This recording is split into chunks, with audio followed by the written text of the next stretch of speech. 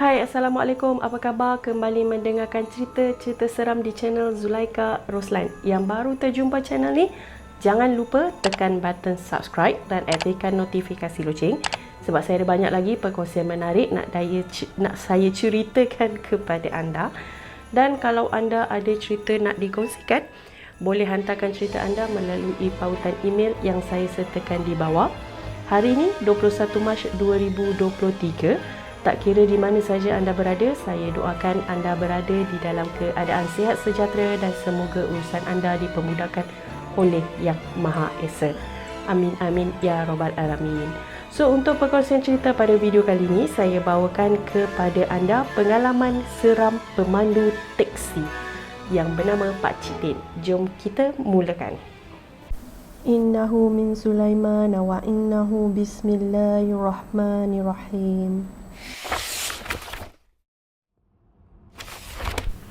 Menurut perkongsian Pak Cik Din, dengan pengalaman dia lebih daripada 20 tahun sebagai pemandu teksi, memang diakui banyak jugalah peristiwa seram yang berlaku kepada dia. Dan sebelum aplikasi e-hailing diperkenalkan, perkhidmatan teksi ni biasanya boleh didapati melalui panggilan telefon ke operator pusat teksi ataupun melalui hentian teksi lah. Okay. Dan seperti Pak Cik Din ni katakan, seorang pemandu teksi ni dia bolehlah tetapkan masa dia bekerja sendiri dan tak terikat dengan apa-apa pun waktu, walaupun pada masa ni kebanyakan pemandu teksi hanya menyewa teksi daripada syarikat teksi tertentu. Okay, macam Pak Cik Din kata, dia ni kerap jugalah bawa teksi pada waktu malam sebab tambang pada waktu malam biasanya 2 kali ganda daripada waktu biasa. So macam bolehlah dapat untung sikit daripada kebiasaannya. Kalau bertugas pada waktu malam, kebiasaannya Pak Cik Din ni dia lebih gemar menunggu penumpang di hentian bas ekspres. So macam Pak Cik Din kata, tempat kegemaran dia dekat hentian Putra. Sebab dekat sini banyak bas yang daripada pantai timur akan menghantar penumpang lah. Jadi kebanyakan masanya memang mudah untuk dapatkan penumpang pada malam-malam hari. Okey. Pernah satu hari tu, Pak Cik Din kata dia dapat seorang penumpang yang baru saja tiba daripada Kota Baru dan nak pulang ke Sungai Busu. Masa ni Pak Cik Din kata memang sesuai sangatlah sebab kebetulan Pak Cik Din pun memang duduk di Gombak. Jadi dia kata bolehlah kalau lepas dia hantar penumpang tu dia nak terus balik rumah nak rehat kan. Lagipun masa tu jam dah pukul 1 pagi. So dalam perjalanan dia hantar budak tadi tu, dia kata banyak jugalah dia orang borak.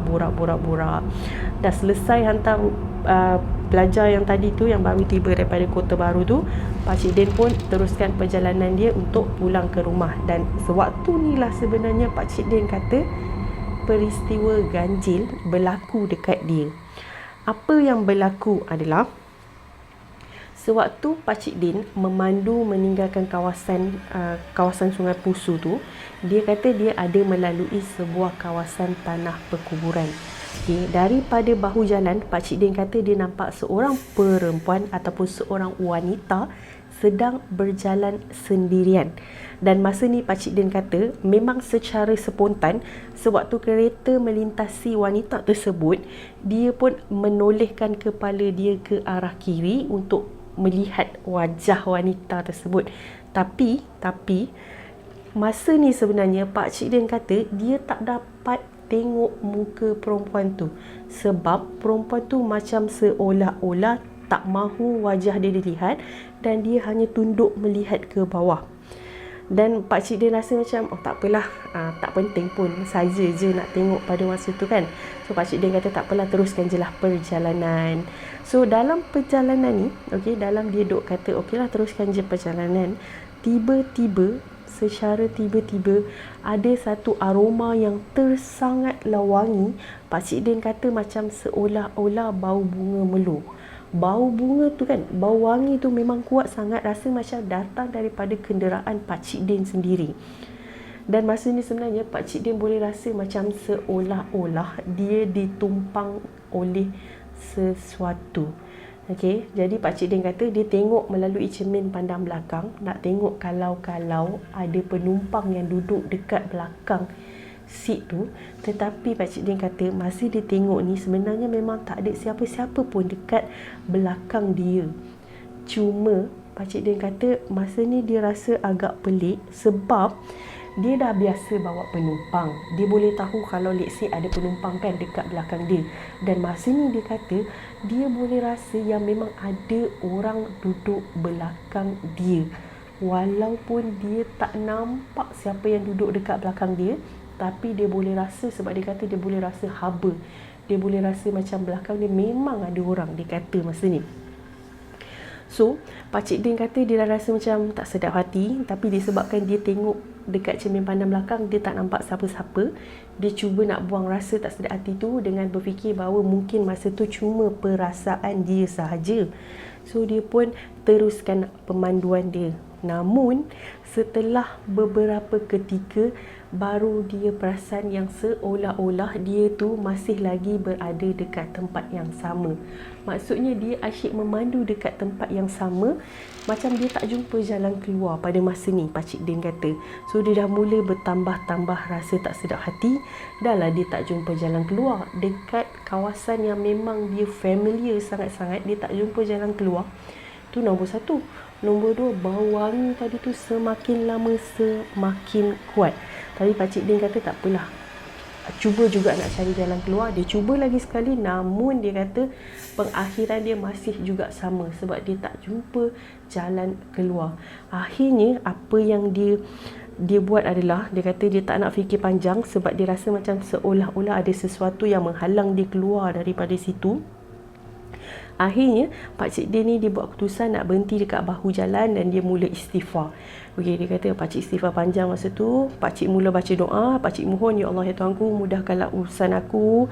Kemudian kan secara tiba-tiba macam spontan keluar daripada mulut Pakcik ni, aku tak tahu kau siapa, aku tak tahu kau nak pergi mana. Kalau aku ada singgung perasaan kau, aku minta maaf. Kalau kau tiada urusan dengan aku, tolong tinggalkan kenderaan aku. Pakcik Din kata dia cakap macam ni, spontan dia cakap macam ni. Dan lepas dia cakap macam ni, tiba-tiba keadaan kereta tu macam seolah-olah sunyi. Seolah-olah memang hanya ada Pakcik Din saja pada masa tu. Pakcik Din dah tak boleh nak bau benda yang wangi tadi tu, Pakcik Din dah tak bau. Dan Pakcik Din tak dapat rasa lagi macam seolah-olah ada orang dekat belakang dia. Dan selepas tu, bila dia lanjutkan perjalanan dia, Alhamdulillah dia kata dia selamat tiba dekat rumah dia. Pakcik Din ada kongsi lah. Dia kata waktu dia jadi pemandu teksi dulu, dia kata kalau teksi KL ni tak boleh nak sesuka hati keluar kota, sebab kalau ada berlaku kemalangan ke apa, nanti akan jadi macam menyusahkan lah, sebab kebanyakan pemandu teksi pada masa tu hanya menyewa daripada syarikat pengusaha teksi. Jadi Pakcik Din kata kalau ada tempahan untuk keluar kota, diorang perlu maklumkan kepada operator pusat, dan kalau operator pusat dah hampir maklum dan dah macam bagi kelulusan, barulah pemandu teksi yang berada dekat Kuala Lumpur ni boleh keluar kota. So Pakcik Din kata dia pernah sekali tu dapat tempahan daripada KL ke Tangkak. Okay. Dan bila dia dapat tempahan pergi Tangkak ni, dia teruslah laporkan kepada operator, dan selesai je semua urusan, dia pun pergilah mengambil penumpang dia untuk teruskan perjalanan diorang pergi ke Tangkak.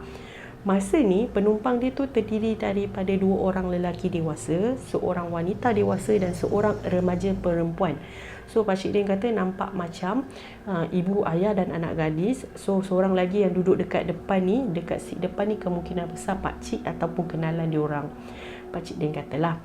So perjalanan pergi ke Tangkak pada masa tu mengambil masa sekitar 4 jam, dan diorang sampai dekat Tangkak pada jam 7. So bila dah sampai dekat Tangkak, barulah Pakcik Din tanya diorang yang mana diorang nak pergi, hala tuju diorang lah yang sebenarnya, dan mereka minta untuk dihantar ke kaki Gunung Ledang ataupun air terjun Gunung Ledang. So Pakcik Din ni dia macam pelik lah, kenapa nak pergi sana dengan waktu-waktu maghrib macam ni. Tapi disebabkan Pakcik Din ni dia tak familiar dengan kawasan tu, okay, dia pergi dekat Tangkak tu pun dia berpandukan Waze je. Jadi dia pun rasa macam mungkin lah dekat area-area sana mungkin ada kawasan perumahan yang Pakcik Din tak tahu. So masa tiba dekat air Gunung Ledang tu, air terjun Gunung Ledang tu, waktu tu dah pun sebenarnya dah waktu maghrib. So Pakcik Din kata niat dia masa tu nak hantar diorang dan nak terus pergi masjid untuk solat lah, solat maghrib. Tapi sebelum diorang ni turun daripada teksi Pakcik Din, diorang sempat pesan dekat Pakcik Din nak tunggu, supaya Pakcik Din tu tunggu diorang.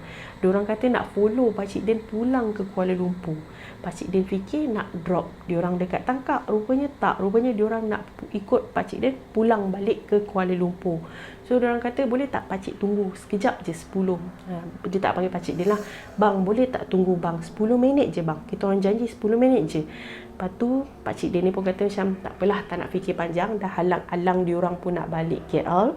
So sekurang-kurangnya Pakcik Din dapat double pick lah kan. So Pakcik Din pun tunggu. Sambil tunggu ni Pakcik Din kata dia mulalah buka handphone. Tengoklah handphone masa tu kan. Dia kata balas mesej, Facebook semua dia tengok. Dan masa ni kan Pakcik Din kata keluarga yang 4 sekeluarga tadi tu sebenarnya pergi tak jauh pun daripada Pakcik Din. Diorang maksudnya walaupun diorang pergi ke arah air terjun Gunung Ledang tu, tapi daripada pandangan Pakcik Din masih lagi boleh melihat diorang lah. So masa diorang sampai ni kan, memang kawasan tu dah sunyi. Kemungkinan besar orang yang bermandi-mandi dekat kawasan air terjun tu pun dah lama balik lah. Okey, mungkin orang tahu tu memang waktu maghrib, waktu yang tak sesuai untuk berada di kawasan air air terjun macam tu. So Pakcik Din biarkan diorang dengan kerja diorang dan Pakcik Din terus tengok handphone. Sesekali Pakcik Din menoleh ke arah diorang untuk melihat sama ada diorang ni dah selesai ataupun belum. Dan masa ni Pakcik Din kata tiba-tiba suasana yang sepi tadi tu kini dipenuhi oleh orang. Okey, dipenuhi oleh orang. Dan Pakcik Din kata orang yang dia tengok ni macam sangatlah kemas, sangatlah cantik. Tapi spontan masa ni Pakcik Din dah tahu dah apa yang dia tengok ni bukanlah orang tetapi bunian. Okey, bunian. Sebenarnya Pakcik Din tak pastilah sama ada betul-betul orang ataupun bunian. Cuma daripada perwatakan diorang boleh nampak yang diorang ni bukannya orang. Okey. Dan Pakcik Din kata masa ni sebenarnya memang bulu roma dia dah meremang. Dia tak tahu sama ada masih lagi nak tunggu ke apa. Dalam hati Pakcik Din kata rasa ketakutan itu memang wujud. Cuma tak boleh nak tunjukkan. Sambil dia tunggu diorang masa ni, Pakcik Din kata memang dia dah macam istighfar banyak-banyak. Dah macam baca doa, tak naklah berlaku perkara-perkara buruk. So selang beberapa minit selepas diorang pergi dekat sana, tiba-tiba budak perempuan tadi tu, anak remaja tadi tu, yang gadis tadi tu kan, tiba-tiba jatuh pengsan. Masa budak ni jatuh pengsan, pakcik-pakcik yang 2 orang tadi tu teruslah angkut dia, bawa masuk ke dalam teksi Pakcik Din. Dan diorang terus cakap kat Pakcik Din, bang boleh jalan dah bang, kita singgah masjid solat dululah. So diorang pun singgah, tunaikan solat fardu maghrib. Diorang terus tunggu isyak. Selepas isyak barulah diorang langsung bergerak pulang ke Kuala Lumpur. So masa ni sebenarnya Pakcik Din kata barulah diorang ni buka cerita. Kononnya lah diorang tu pergi kat situ sebab nak pulangkan puteri bunian yang secara tak sengaja mengikut anak gadis diorang tu tadi. So katanya 2 minggu lepas budak perempuan tu dia pergi mengunjungi air terjun tu dengan rakan-rakan dia lah. Dan pada masa ni katanya dia ternampak kelibat puteri tersebut. Dan sebenarnya dialah yang secara tak sengaja mengajak puteri tersebut untuk ikut dia pulang. So masa dia dekat rumah, perbuatan dia memang dah lain.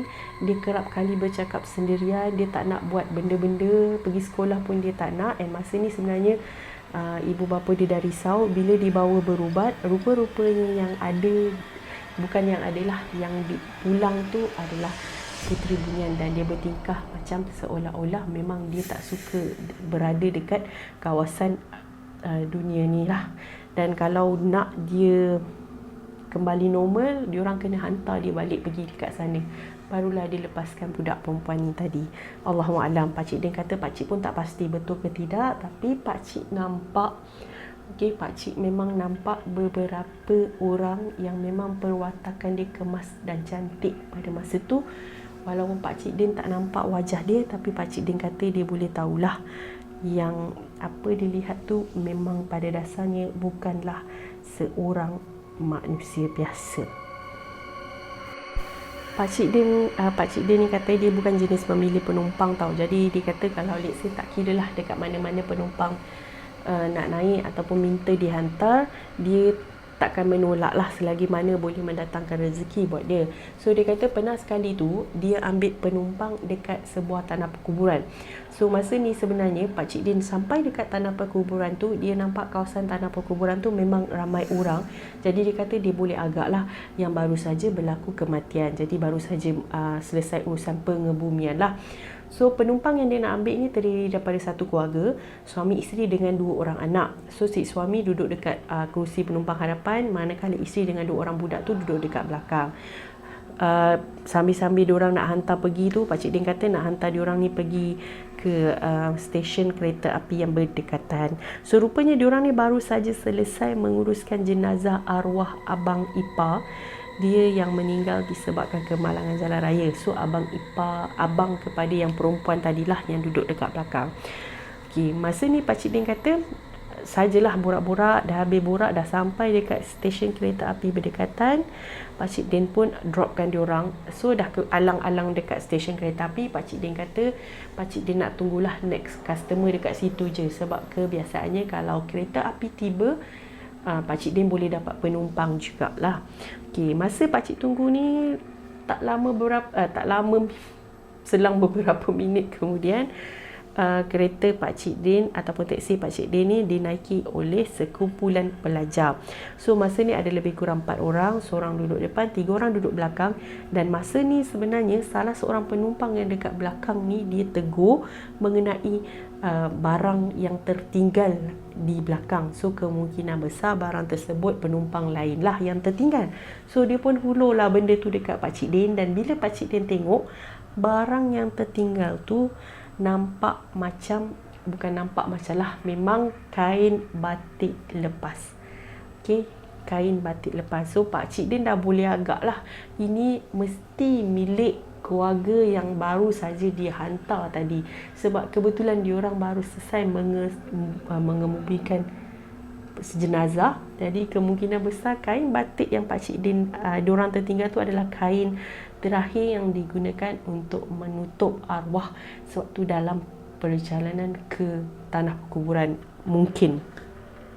So Pakcik Din nak hantar balik tak tahu dekat mana, sebab Pakcik Din tunggu dah lama dekat situ. Pasangan suami isteri tadi tu pun tak keluar untuk cari balik barang yang diorang tinggalkan. Kemungkinan besar diorang pun dah naik kereta api. Jadi Pakcik Din pun teruskan perjalanan untuk hantar pelajar-pelajar tadi tu ke destinasi diorang. So Pakcik Din simpanlah kain batik lepas tu di dalam beg dia, dekat celah kerusi dia lah. Dia letak dekat celah kerusi dia. So Pakcik Din teruskan hantar budak-budak tu. Dah sampai, dah selesai, dia pun nak balik rumah. Dia kata tak tahu kenapa selesai dia hantar budak-budak tu, dia dah rasa macam tak berapa larat. Dia dah rasa macam lesu. Sedangkan pada waktu tu masih lagi siang dan masih lagi awal. Kalau ikutkan Pakcik Din kata sebelum dia hantar budak-budak tu, keadaan dia masih lagi segar. Tak tahu kenapa lepas dia selesai je hantar budak-budak tu, dia dah rasa macam tak sihat, rasa macam tak sedap badan. So dia pun buat keputusan untuk pulang ke rumah. Masa ni lah dia kata, Pakcik pulang je lah ke rumah. Dah tak tahu kenapa rasa macam nak demam pun ada. Rasa seram sejuk. Jadi malam tu, hari tu bila dia dah sampai dekat rumah, dia terus rehat. Dan memang dia dalam keadaan yang boleh dikatakan agak lemah lah. Bila dia dah dalam keadaan lemah macam tu, isteri dia terus bawa dia ke klinik berdekatan. Namun cek semuanya normal tau. Dia kata cek suhu badan normal, cek darah pun normal. Tapi wajah Pakcik Din ni pucat lesi, macam seolah-olah dia ni dalam keadaan yang terlampau sakit tau masa ni. Jadi Pakcik Din pun kata selera makan dia pun dah tak ada. Dan dia pun dah makin lemah. Bila pergi dekat hospital, masuk air, drip air tu, tapi keadaan masih juga sama. So Pakcik Din pun tak pasti kenapa masa tu dia dalam keadaan macam tu. Dia boleh rasa yang badan dia sangatlah lemah, rasa macam sakit, tapi dia tak tahu dia sakit apa. So atas nasihatlah beberapa orang, Pakcik Din pun dibawa untuk berubat secara kampung. Ada seorang ustaz lah yang ubatkan Pakcik Din. Dan ustaz tu tanya dekat Pakcik Din, Din, awak ada ke kunjungi tanah perkuburan baru-baru ni? melawat orang meninggal ke, atau awak ada ambil penumpang dari tanah perkuburan ke? Dan Pakcik Din kata, ya betul. Hari yang sebelum saya sakit, memang saya dapat pelanggan daripada tanah perkuburan. Saya hantar diorang pergi stesen kereta api dan diorang tertinggal kain batik lepas. Dan masa ni Ustaz cakap dekat Pakcik Din, Din, kemungkinan besar awak terkena badi mayat. Masa ni, okey, sebabkan Ustaz tu dapat teka yang Pakcik Din ni memang baru balik daripada tanah perkuburan. Dan Pakcik Din memang selemah-lemahnya. Memang betul Pakcik Din kata, aku nampak macam mayat. So Pakcik Din kata bila Ustaz bagi tahu yang dia terkena badi mayat tu, macam ngam lah kan, sebab memang dia baru balik daripada tanah perkuburan dan dia jumpa kain batik lepas tu. So sebab Ustaz kata nak pulangkan kain batik tu, tak tahu nak pulang kat mana. So Ustaz kata tak apalah, kita bakar je kain tu.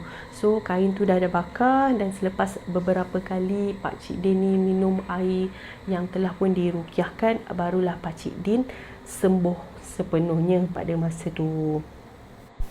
Begitulah perkongsian seram, misteri dan ganjil Pakcik Din selama dia bawa teksi.